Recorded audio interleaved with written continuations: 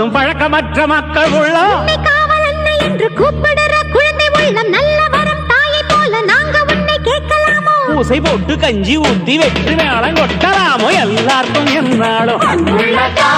திரிசூலம் கையெந்தும் புவியாளும் மாத்தாவோ முக்கண்ணன் மனையாளோ எழகிட்ட மென்மேலும் மண்